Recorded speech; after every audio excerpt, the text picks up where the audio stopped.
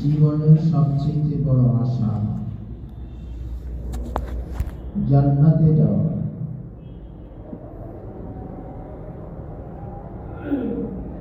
আরো বড় আশা হলো জান্নাতে নবীজির সঙ্গে থাকা। এটাই তো সব মুমিনদের, মুসলমানদের সর্বোচ্চ আশা, তাই না?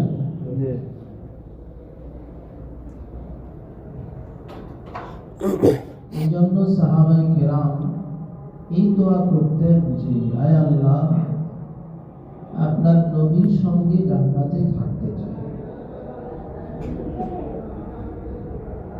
বিশিষ্ট সাহাবী আব্দুল্লাহ ইবনে মাসউদ রাদিয়াল্লাহু তাআলা আনহু, তিনি একদিন মসজিদে এসে নামাজ পড়লেন। নামাজ পড়ে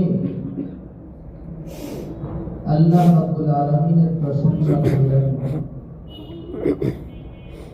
এরপরে রাসূল সাল্লাল্লাহু আলাইহি ওয়াসাল্লামের প্রতি দুরূদ পাঠ করলেন। এরপরে দোয়া করলেন। রাসূলুল্লাহ সাল্লাল্লাহু আলাইহি ওয়াসাল্লাম পাশে বসা ছিলেন। রাসূল সাল্লাল্লাহু আলাইহি ওয়াসাল্লাম বলেন, শান্ত, তুমি চাও, আল্লাহর কাছে দোয়া করো, আল্লাহ তোমার দোয়া কবুল করবে।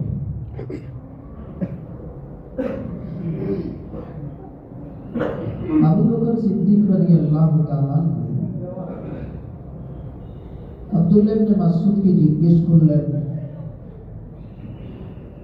আপনি আজকে রাতে কি দোয়া করেছেন? রাসূল সাল্লাল্লাহু আলাইহি ওয়াসাল্লাম তো বলেছেন আপনি যে দোয়া করবেন সেটা আল্লাহ কবুল করবেন। আপনি আজকে রাতে কি দোয়া করেছেন? আব্দুল্লাহ ইবনে মাসউদ রাদিয়াল্লাহু তাআলা বলেন, আমি আজকে রাতে আল্লাহর কাছে তিনটা দোয়া করেছি। এক নম্বর দোয়া, আল্লাহুম্মা ইন্নী আসআলুকা ঈমানান লা ইয়ারতাদ্দু। আয় আল্লাহ, আমি আপনার কাছে এমন ঈমান চাই যে ঈমানের পরে আর কখনো ঈমান ত্যাগ করা হবে না, মুরতাদ হবে না। চিরকালের জন্য ঈমান চাই, এমন ঈমান চাই যে ঈমানের পরে আর আমি ঈমান হারা হব না। দুই নম্বরে আমি আল্লাহর কাছে দোয়া করেছি, আসআলুকা নাঈমান লা ইয়ানফাদু।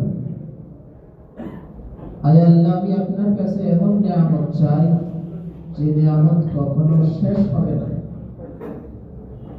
চিরকাল থাকবে যে নিয়ামত, সে নিয়ামত চাই। তিন নম্বরে দোয়া করলাম, আসআলুকা মুরাফাকাতা নবিয়িনা মুহাম্মাদিন সাল্লাল্লাহু আলাইহি ওয়াসাল্লাম ফি আলা জান্নাতিল খুলদ। তিন নম্বরে আমি দোয়া করেছি, আল্লাহ যেন আমাকে আমাদের নবী মুহাম্মদ সাল্লাল্লাহু আলাইহি ওয়াসাল্লামের সঙ্গে জান্নাতে থাকার তৌফিক দান করেন। দোয়াগুলো অনেক চমৎকার না? আমরাও দোয়া করব, আল্লাহর কাছে এমন ঈমান চাই যে ঈমানের পরে আর ঈমান হারা হবে না। আল্লাহর কাছে এমন নিয়ামত চাই যে নিয়ামত পুরাবে না, শেষ হবে না। আল্লাহর কাছে নবীজির সঙ্গে জান্নাতে থাকার তৌফিক চাই। আব্দুল্লাহ ইবনে মাসউদ রাদিয়াল্লাহু তাআলা যে দোয়া করেছেন, নবীর সঙ্গে জান্নাতে থাকতে চান, সে দোয়া শুধু এক আব্দুল্লাহ ইবনে মাসউদের নয়, বরং সব সাহাবীদের একই দোয়া, সব মুমিনদের একই কামনা। সবাই নবীর সঙ্গে কি থাকতে চায়? জান্নাতে। আমরা চাই না নবীর সঙ্গে জান্নাতে থাকতে? চাইলে কিছু কামও করতে হবে, তাই না?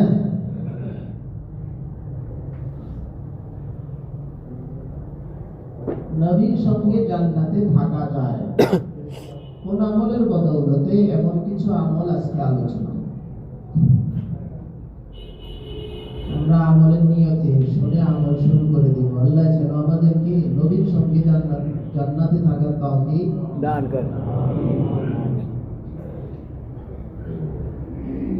মসজিদে নববীতে কিছু সাহাবী ইলম শিক্ষার জন্য থাকতেন, যারা কামাই রোজগার করতেন না, 24 ঘন্টা মসজিদে থাকতেন।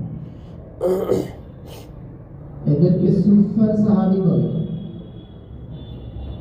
মসজিদে নববীতে একটা জায়গা একটু উঁচা আছে, সেই জায়গাটাকে সুফা বলা হয়। এখানে ওই সাহাবীরা থাকতেন। সুফার সাহাবীদের মধ্যে একজন সাহাবী হলেন নাম রাবিয়া। এই সাহাবী তাহাজ্জুদের সময় শেষ রাত্রে রাসূল সাল্লাল্লাহু আলাইহি ওয়াসাল্লামের খেদমত করতেন। ওযু করার জন্য পানি লাগে, ওযু আগায় দিতেন, ওযু পানি আগায় দিতেন, মেসওয়াক ঠিকঠাক করে দিতেন। শেষ রাত্রে খেদমত করতেন। শেষ রাত্রে হাদিস একটু কমই পাওয়া যায়। রাবিয়া রাসূল সাল্লাল্লাহু আলাইহি ওয়াসাল্লামের শেষ রাত্রে খেদমত করতেন। রাসূল সাল্লাল্লাহু আলাইহি ওয়াসাল্লাম এক রাত্রে রাবিয়াকে খুশি হয়ে, খেদমতে খুশি হয়ে বললেন, সাল রাবিয়া, আমার কাছে কিছু চাও, আমি দিব। খুশি হয়ে, কি চাও তো? রাবিয়া চিন্তা ভাবনা কত উঁচু, দুনিয়ার কিছু চাই। রাবিয়া বলে, ইয়া রাসূলুল্লাহ, আসসালুকা মুরাফাকাতা ফিল জান্নাহ। আল্লাহ রাসূল, আমি আপনার সঙ্গে জান্নাতে থাকতে চাই। চাইছে সবচেয়ে বড় না। রাসূল সাল্লাল্লাহু আলাইহি ওয়াসাল্লাম বলছে, চাও, চাইছে একদম, তাই না? রাসূল সাল্লাল্লাহু আলাইহি ওয়াসাল্লামের কাছে গনিমতের মাল আসে, অনেক সম্পদ সম্পদ আসে, গোলাম আসে, এগুলো সাহাবীদের মাঝে ভাগ করে। রাসূল সাল্লাল্লাহু এটাই বলছিলেন যে কিছু চাও, আমি দিব। হ্যাঁ, যে ছায়া হয়েছে একদম উপরে মাল কাল। রাসূল সাল্লাল্লাহু আলাইহি ওয়াসাল্লাম বলেন, আওয়া গায়রু যালিকা, রাবিয়া এটা ছাড়া অন্য কিছু চাও। রাবিয়া রাদিয়াল্লাহু তাআলা বলেন, হুয়া যাকা ইয়া রাসূলুল্লাহ, সাইকে নেই চাই আর কিছু চাই। চিনছে ভালো করে কি চাইছে।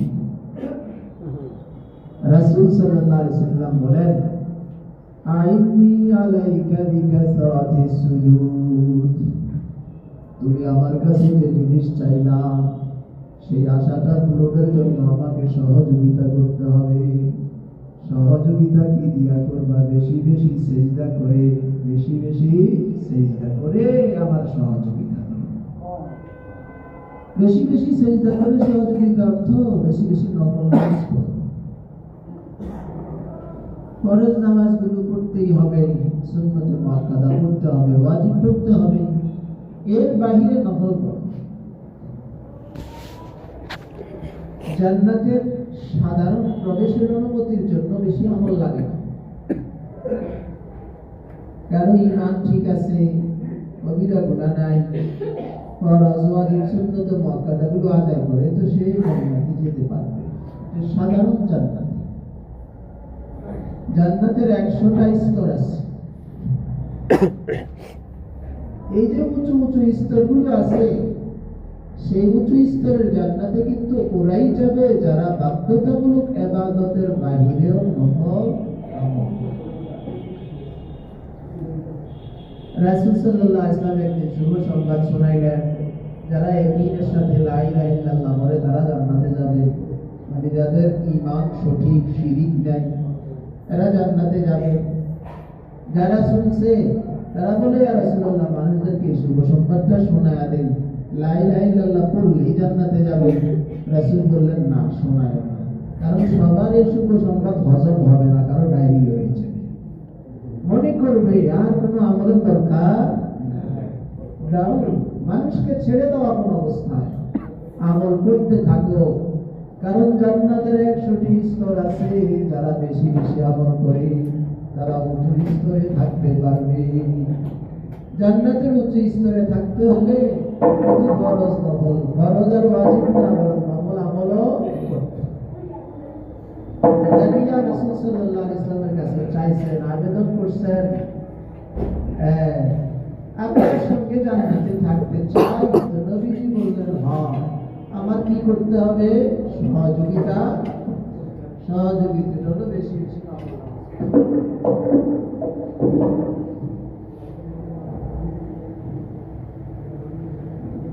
আলহামদুলিল্লাহ, নিয়ামত আসলে আলহামদুলিল্লাহ, বিপদ আসলে ইন্না আজাবাল লিল মুমিন। মুমিনের সবকিছুই লাভের লাভ। ইন্না সাবাতহু সাররা শাকারা ফাকানা খায়রান লাহু। মুমিনের কাছে খুশির কোনো বিষয় আসলে আল্লাহর শুকরিয়া আদায় করলে তার সওয়াব হয় ভালো। وإن أصابته ضراء صبر فكان خيرا له। বিপদ আসলে, মন বিরোধী কোনো কাজ হলে সে ধৈর্য ধারণ করে ইনকারি লাভ করে, এটাও তার জন্য কি হয়? যাই হোক, আমাদের আলোচনা চলছিল জান্নাতে যাওয়ার জন্য, জান্নাতে রাসূল সাল্লাল্লাহু আলাইহি ওয়াসাল্লামের সঙ্গে থাকার জন্য আমল হলো, এক নম্বর আমল বেশি বেশি নফল নামাজ পড়া। সুতরাং আমরা এই ভাবটা যেটা অনেকের ভিতরে আছে দূর করে দেওয়াই ভালো। কি হয়, নফল না পড়লে তো গুনাহ হয়, ওইটা না করলে তো গুনাহ না। শুধু এই ভাবটা নাই, ভাব থাকা চাই, গুনাহ না হইলেও অনেক কিছু তো পাওয়া যায়। নফল না করলে গুনাহ হয় না ঠিকই, কিন্তু নফল করলে তো উচ্চ থেকে উচ্চ স্তরে জান্নাতে। রাসূল সাল্লাল্লাহু আলাইহি ওয়াসাল্লামের আগের গুনাহ, পরের গুনাহ সব আল্লাহ মাফ করে দিয়েছেন। তারপরে তাহাজ্জুদের নামাজে কি পরিমাণ কষ্ট করতেন, এত দীর্ঘ সময় দাঁড়িয়ে থাকতেন যে রাসূল সাল্লাল্লাহু আলাইহি ওয়াসাল্লামের পা মোবারক ভিজে যেত। আমাদের আয়েশা বললেন, ইয়া রাসূলুল্লাহ, আল্লাহ তো আপনার আগের গুনাহ, পরের গুনাহ সব মাফ করে দিয়েছেন, এত কষ্টের কি প্রয়োজন? রাসূল সাল্লাল্লাহু আলাইহি ওয়াসাল্লাম জবাব দেন, আকালা কুনু আবদান শাকুরা। আমি কি আল্লাহর শুকরগুজার বান্দা হব না? আল্লাহ আমাদের এত বড় একটা নিয়ামত দান করলেন, আগেরও মাফ পরেরও। আমি কি অকৃতজ্ঞ হব? আমার তো আল্লাহর কৃতজ্ঞশীল বান্দা হওয়া উচিত। এই হলো অবস্থা, বুঝছেন না? কেউ শুভ সংবাদ হইলে ডায়রিয়া হয়, আমল ছেড়ে দেয়, আর কেউ শুভ সংবাদ শুনলে আমল আরো বাড়ে। নবীর সঙ্গে জান্নাতে থাকতে হলে নফল ইশরাক করতে হবে, চাষতের নামাজ পড়তে হবে, তাহাজ্জুদ পড়তে হবে, ওটা পড়তে হবে, ওটা পড়তে হবে। কার সঙ্গে জান্নাতে থাকতে হলে নবীর। এই এক আমল, নবীর সঙ্গে জান্নাতে থাকার আমল হলো বেশি বেশি নফল পড়া। 2 নম্বর আমল, রাসূল সাল্লাল্লাহু আলাইহি ওয়াসাল্লাম বলেন, যে তিন শিশুর দেখাশোনা করবে দায়িত্ব নেবে, এতিম শিশুর দায়িত্ব গ্রহণকারী আর আমি জান্নাতে এভাবে থাকব। মধ্যমা আঙ্গুল আর শাহাদাত আঙ্গুলের ইশারা দিয়ে বলেন, আনা ওয়া কাফিরুল ইয়াতীমি ফিল জান্নাতি কাহাতাইন। আমি নবী ইয়াতীমের রক্ষণাবেক্ষণ করে, এতিমকে দেখাশোনার দায়িত্ব গ্রহণ করে, এই দুইজন লোক এভাবে জান্নাতে থাকবো। দুইটা আঙ্গুল পাশাপাশি না, একটু ব্যবধান আছে, একটা আঙ্গুল বড়, একটা আঙ্গুল ছোট। নবীজি একটু দূরে থাকবে, কাছাকাছি থাকবে। এতিম শিশুর দেখাশোনা করার দায়িত্ব যে যে শিশু নাবালক থাকতে তার মা বাবা মারা গেছে তাকে এতিম বলা হয়। সে অনেক বড় একটা জিনিস হারায় গেছে। এতিম, এতিমের দেখাশোনার দায়িত্ব গ্রহণ করবো, খুঁজে বের করবো। হতে পারে আমার আত্মীয় স্বজনের মধ্যে এতিম পেয়েছে, আমার আখেরাতকে সুন্দর করার জন্যই, আমার আখেরাতটাকে সুন্দর না নবীর সঙ্গে জান্নাতে থাকার জন্যই আমাকে এতিম খুশি করতে হবে। এটা আমার এতিমের উপকার করছি না, আমি আমার উপকার করছি।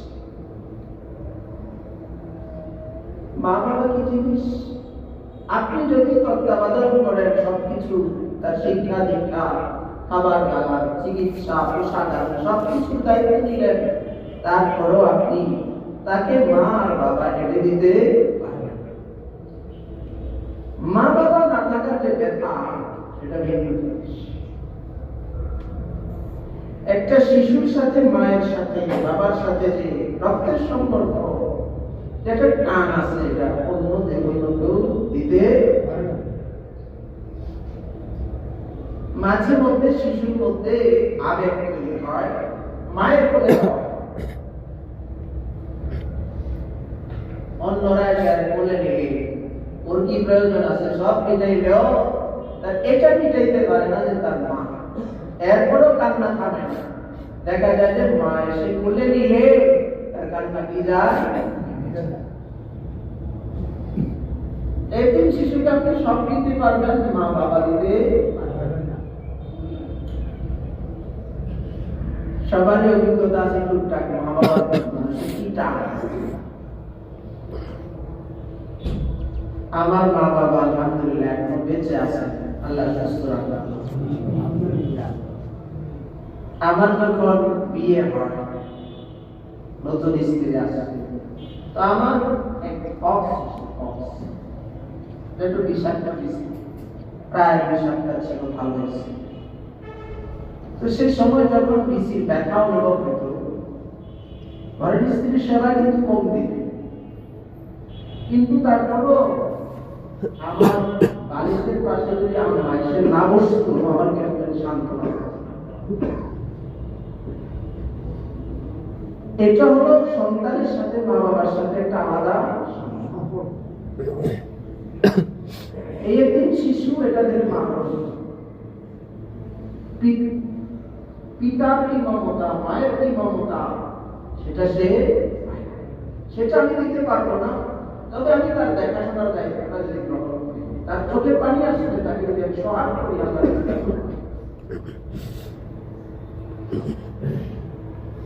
রাসূল সাল্লাল্লাহু আলাইহি ওয়াসাল্লাম বলেন, যেই ঘরে একজন শিশুর উপর হাত বোলানো হয় না, সেটা নিকৃষ্ট ঘর। যে ওলিমার দাওয়াতে, ওলিমা মানে বিবাহ বিচ্ছেদের অনুষ্ঠান, বউ কথা বলে, ওলিমা সঠিকভাবে করলে একটা সুন্নাত। রাসূল বলেন, শাররুত তাআমুল ওলিমা, নিকৃষ্ট খাবার হলো ওই ওলিমার দাওয়াত যেখানে শুধু ধনীদেরকে দাওয়াত দেওয়া হলো, এতিম গরিবদেরকে দাওয়াত দেওয়া হলো না। নিকৃষ্ট ওলিমা।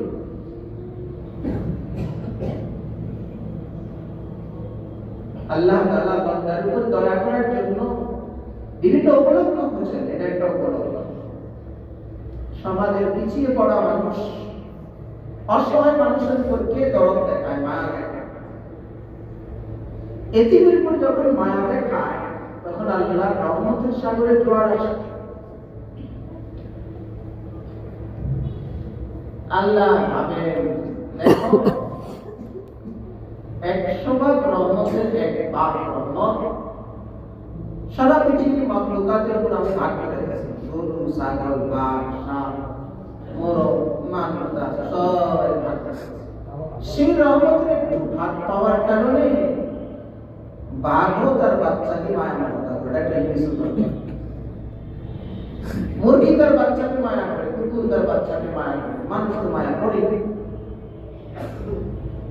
একবার রহমত কত কোটি কোটি মাখলুকাতের মধ্যে ভাগ করে দিয়েছে, তার কতটুকু অংশ এই বান্দাটা পাইছে, সে একটা এতিম শিশুর দুঃখে দুঃখিত হয়েছে, মায়া দেখাইছে। তখন আল্লাহ রহমতের সাগর সাগরের জোয়ার আসে, দেখো সে এক ভাগ রহমতের কোটি কোটি ভাগের এক ভাগ পায়া যদি দয়া করতে পারে, আমি আল্লাহর কাছে 99 ভাগ রহমত আছে, তো আমার কি পরিমাণ রহমত করা দরকার, দয়া করা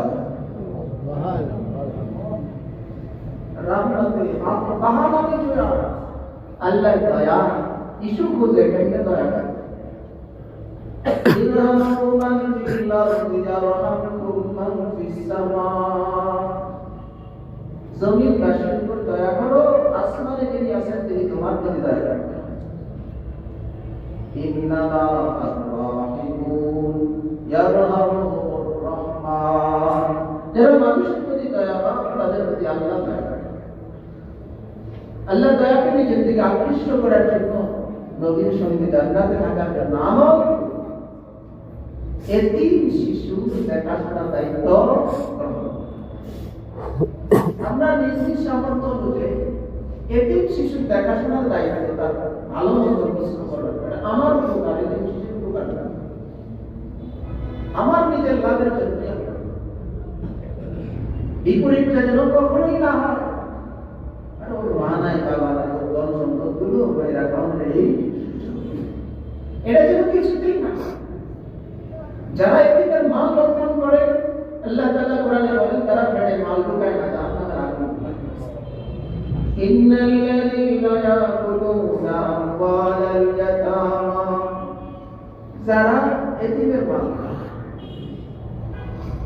ইন্নামা ইয়াকুলুনা ফী বুতুনিহিম নারা, তারা নিজের পেটের মধ্যে জাহান্নামের আগুন খায়, এতিমের মাল খায়। রাসূল সাল্লাল্লাহু আলাইহি ওয়াসাল্লামের সঙ্গে জান্নাতে থাকা, জান্নাতে যাওয়া, জান্নাতে থাকার দ্বিতীয় আমল হলো এতিম শিশুর দেখাশোনার দায়িত্ব গ্রহণ। আমাদের সমাজের সব মানুষের মধ্যে যদি এই টিকিটটা থাকতো যে আমার নবীজির সঙ্গে জান্নাতে থাকতে হবে, এমনটা করতে হবে, মোটামুটি বলা যায় সমাজের কোনো এতিম শিশু অবহেলিত থাকতো না। কয়টা এতিম শিশু আছে? অথচ বিভিন্ন হালাত এখন আসে, দেখলে এতিম শিশুদের অবস্থা, অসহায়তার অবস্থা পাশান্তিদের মানুষের চোখেও পানি আসে, এমন এমন অসহায়তার ইতিহাস আছে। রাসূল সাল্লাল্লাহু আলাইহি ওয়াসাল্লামের সঙ্গে জান্নাতে থাকার দ্বিতীয় নম্বর আমল, রাসূল সাল্লাল্লাহু আলাইহি ওয়াসাল্লাম বলেন, যে ব্যক্তি দুইজন কন্যা সন্তান লালন পালন করবে, যে ব্যক্তি দুইজন কন্যা শিশু লালন পালন করবে, ছেলে মেয়ে,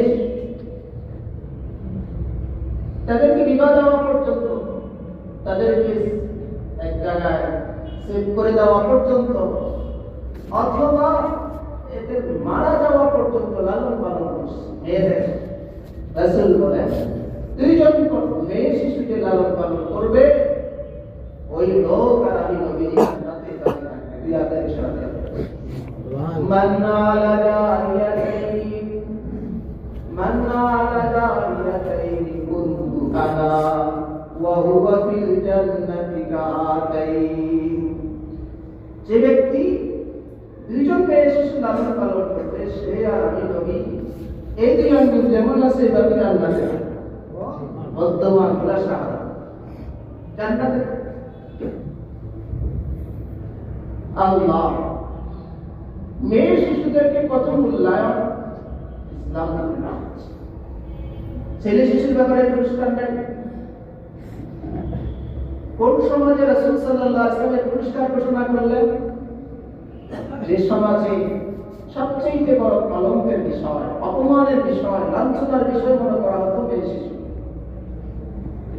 সে যুগে কাউকে কিছু শুভ সংবাদ দেওয়া হতো, তোমার মেয়ে হয়েছে, চেহারাটা কালো হয়েছে, কেউ সিদ্ধান্ত নিতে এই লাঞ্ছনা নিয়ে বেঁচে থাকার দরকার নেই, জিন্দা দাফন করে দাও।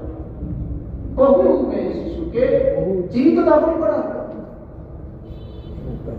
কেউ কেউ বাধ্য মানবিক মিলে একটু বাধ্য হচ্ছে লাঞ্ছনা নিয়ে এটা খাওয়া পালা, তারপরে বোঝা পড়ে ওয়াইদা মুশরা আলহুম বিল মুনকা ওয়াল্লা ওয়াজহুহু মুসওয়াদ্দান ওয়া হুয়া কাযীম।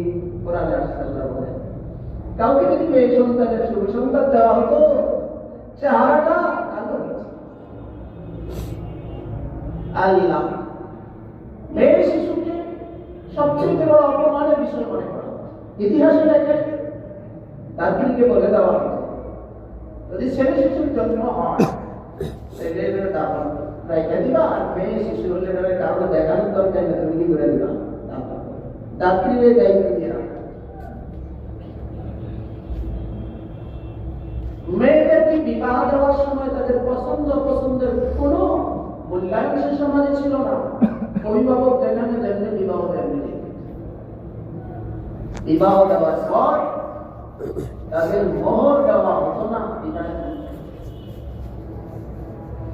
যদি কোনো আত্মীয় মারা যেত, মহিলারা বিরাজ পাইত না, বরং ইতিহাসে লেখে স্ত্রীও স্বামী মারা যাওয়ার পর স্ত্রীটাও বিরাসী সম্পদ হিসেবে গণ্য হতো। একটা লোক মারা গেলে তার সম্পদ যেমন ভাগ হতো, তার স্ত্রীটারও ভাগ করে দেওয়া হতো। এটা একটা সম্পদ। যে সমাজ এভাবে নারী সমাজ লাঞ্ছিত ছিল, সে সমাজে রাসূল পুরস্কার ঘোষণা করেছেন কিভাবে, মান আলা জারিয়াতাইনি কুনতু আনা ওয়া হুয়া কাতাইনি ফিল জান্নাহ। যে দুইজন মেয়ে শিশু লালন পালন করবে, আমি আর সে এবারে জান্নাতে থাকবো একসাথে। রাসূল সাল্লাল্লাহু আলাইহি ওয়াসাল্লাম পুরস্কার। জাহিলি যুগের মতো এখন মেয়ে শিশুদেরকে জীবিত দাফন করা হয় না, বাকিদের ব্যবসা এখনো আছে। ইউরোপ আমেরিকা আছে, চীনে আছে, মুসলিম সমাজও আছে। চীনের ব্যাপারে মাঝে মাঝে রিপোর্ট পাই না, অনেক সংকটে চীন, ওখানে এক সন্তান নিতে, এখন কোনো দিন সন্তান নিতে, ওরা আগে চেক আপ করে যায় না, এটা মেয়ে সন্তান না ছেলে সন্তান, মেয়ে সন্তান করে করবে দিতে। এটা নব্য জাহিলিয়ত, এখনো হত্যা। মুসলিম সমাজও আছে, মনে করে মেয়ে শিশুটা মাথার মজা,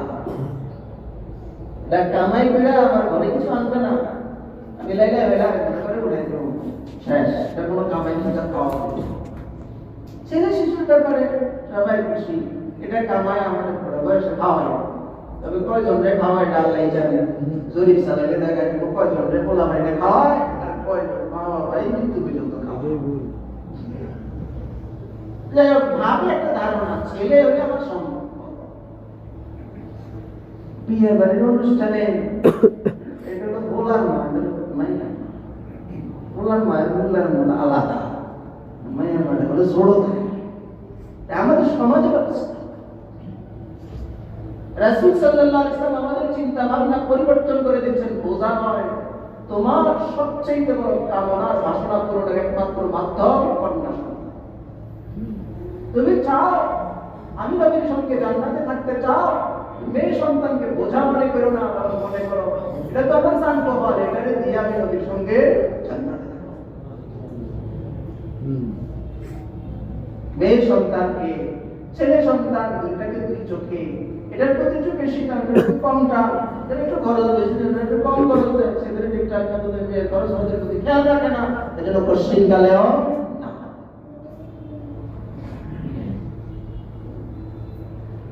আমাদের সমাজে শরীয়তে যদিও মিরাজ দিছে, মেয়ের বাবার বাড়ি সম্পদ দিলে ভালো দৃষ্টিতে দেখে, সমাজও ভালো দৃষ্টিতে দেখে,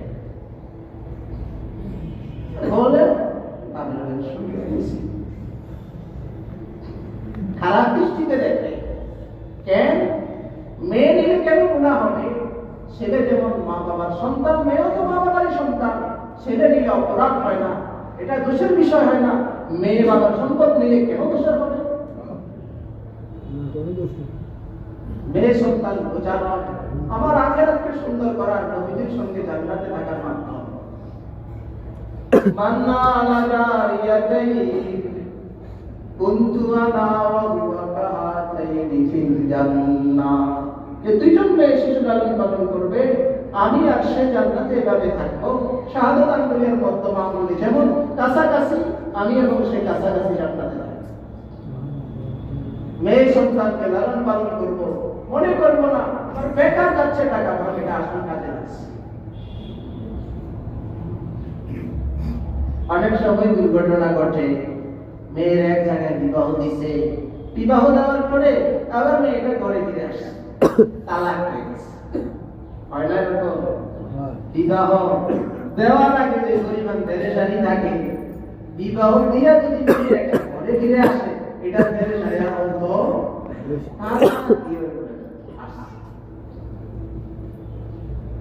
অনেক বড় পেরেশানি। অনেক মানুষ দোয়া চায়, কিছু মানুষ এমন ভাবে দোয়া চায় মনে হয় তার সবচেয়ে বড় বিপদ এটাই, মেয়েটা বিয়া হয়েছিল, বিবাহটা নবীজি আমাদের চিন্তা ভাবনা পরিবর্তন করে দিচ্ছেন। রাসূল বলেন আফদালুস সাদাকাতি কুনাতুকা মারদুদাতান ইলাইহি, শ্রেষ্ঠ সদকা তোমার মেয়ে, তোমার ওই মেয়েটা শ্রেষ্ঠ সদকা যে মেয়েটা তোমার ঘরে আবার ফেরত আসে। এই বুঝাইতে চান মসজিদে দান করলে যেমন সদকার সওয়াব হয়, মাদ্রাসায় দান করলে যেমন সদকার সওয়াব হয়, গরিবদেরকে দান করলে যেমন সদকার সওয়াব হয়, তোমার এই মেয়ের পিছনে তুমি যত টাকা খরচ করবে ফেরত আসছে, বিয়া হওয়ার পরে আবার ফেরত আসছে। এই মেয়ের পিছনে যত টাকা খরচ করবা তাতেও সওয়াব হবে। নবীজি বলছেন শুধু সওয়াব হবে না, অন্যান্য সদকায়ের পরিমাণ সওয়াব হয় তার চেয়ে বেশি সওয়াব হবে। তুমি এই মেয়ের পিছনে খরচ করো আর ভাবো বোঝা না আখিরাতের আল্লাহ পারি। নবীজির সঙ্গে জান্নাতে থাকা 3 নম্বর আমল, মেয়ে শিশু লালন পালনকারী যথাযথভাবে লালন পালন করবে, সে আর আমি জান্নাতে পাবে। এখানে আরেকটু কথা স্মরণ করে দিই, লালন পালন শুধু শরীরের লালন পালন না, বরং রূহের লালন পালন করতে হবে। এটা অভিভাবকের দায়িত্ব। অভিভাবকের দায়িত্ব হলো সন্তানকে ভালো খাবারের ব্যবস্থা করা, ভালো পোশাকের ব্যবস্থা করা, রূহানি তারবিয়ত শিক্ষা দীক্ষার ব্যবস্থা করা, সুশিক্ষায় শিক্ষিত মেয়েদেরকে লালন পালন করবো, ভালো খাওয়াবেন, সামনে উঠে ভালো পোশাক পরাবেন, সাথে সাথে সে যেন দিনদার হয় সেটাও দেখে। শুধু এমন না মেয়ে আর ছেলেদেরকে লালন পালন করে খাওয়ায় আম্পা বানাইলাম আর ঘুরে নামাজ পড়ে না, এই করে না, সে করে না, বোকামি। লালন পালনের দায়িত্ব উভয়টা, জিসমানি রূহানি। শারীরিক লালন পালনের দায়িত্ব মেয়েদের এবং রূহানি, যার কারণে প্রকৃতপক্ষে সে আল্লাহর বান্দী হতে পারে, সেটারও লালন পালন। যারা দুটি মেয়ে সন্তানকে লালন পালন করে তারা নবীর সঙ্গে জান্নাতে থাকে। 4 নম্বর আমল যে আমল করলে নবীর সঙ্গে জান্নাতে থাকা যায়। 4 নম্বর আমল হলো 2 জন বোন অথবা 3 জন বোনকে যে লালন পালন করে। আগেরটা গেল মেয়ে, এখন হলো বোন। রাসূল সাল্লাল্লাহু আলাইহি ওয়াসাল্লাম বলেন মান্না আলা জারিয়া মান্না আলা ইবনাতাইনি আও সালাসা আও উখতাইনি আও সালাসা হাত্তা ইয়াদিন্না আও ইয়ামুতান্না দাখালতু ওয়া হুয়া কাহাতাইনি ফিল জান্নাহ। রাসূল সাল্লাল্লাহু আলাইহি ওয়াসাল্লাম বলেন যে ব্যক্তি 2টা মেয়ে শিশু অথবা 3টা মেয়ে শিশুর লালন পালন করে, অথবা 2 জন বোন 3 জন বোনের লালন পালনের দায়িত্ব নেয়, হাত্তা ইয়াদিন্না, তারা স্বনির্ভর হয়ে আলাদা হওয়া পর্যন্ত, বিবাহ শাদী হয়ে গেছে, সেম হয়ে গেছে, সে পর্যন্ত লালন পালন করেছে। আউলিয়া মুতান হুন্না, অথবা সে নিজে মৃত্যু পর্যন্ত তাদের লালন পালনের দায়িত্ব গ্রহণ করেছে। রাসূল বলেন আমি এবং সে এভাবে জান্নাতে থাকবো। জান্নাতে থাকার এই কয়েকটা আমল, নবীর সঙ্গে জান্নাতে থাকার এই কয়েকটা আমল হলো 1 নম্বর বেশি বেশি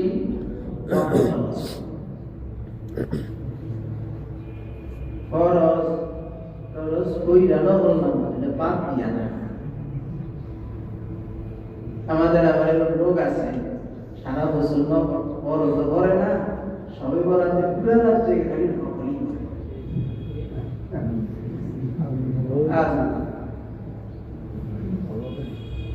ফরজ কইরা তারপরে নকল গুলো হলো ঘরের সাজসজ্জার মতো টাইলস করলাম বা রং করলাম, যদি আমার ঘরই না থাকে, বাতাসের মধ্যে যদি রং করি, রং থাকবে বাতাসে টাইলস করলে সে টাইলস থাকবে? আগে আমার দিনদারি ঘর তৈরি করতে হবে, দিনদারি ঘরটা তৈরি হয় ফরজ ওয়াজিব দিয়া। এরপরে এটা নফলের যখন বার্নিশ করবো, সাজসজ্জা করবো, এটা চমকাইতেই থাকবে। আর যদি এমন হয় ফরজ করি না, মাঝে মধ্যে কালের মধ্যে মৌসুমি ইবাদত করে ভাবি যে আমি তো সব করে ফেলছি, এটা বোকামি। ঠিকই করছেন, কিন্তু এটা তো ঘরে হয় নাই, রংটা হয়েছে আকাশে বাতাসে। বেশি বেশি নফল করলে রাসূলের সঙ্গে জান্নাতে থাকা যায়। 2 নম্বর যে আমলে রাসূলের সঙ্গে জান্নাতে থাকা যায় সেটা হলো এতিমের দেখাশোনার দায়িত্ব। 3 নম্বর 2 জন বা 3 জন মেয়ে শিশুর লালন পালন করলে নবীর সঙ্গে জান্নাতে থাকা যায়। 4 নম্বর 2 জন বা 3 জন বোনের লালন পালনের দায়িত্ব গ্রহণ করলে নবীর সঙ্গে জান্নাতে থাকা যায়। আল্লাহ তাআলা আমাদেরকে নবীর সঙ্গে থাকার মতো আমলগুলো করে নবীর সঙ্গে জান্নাতে থাকার তৌফিক দান করুন। আমিন। যারা সুন্নাত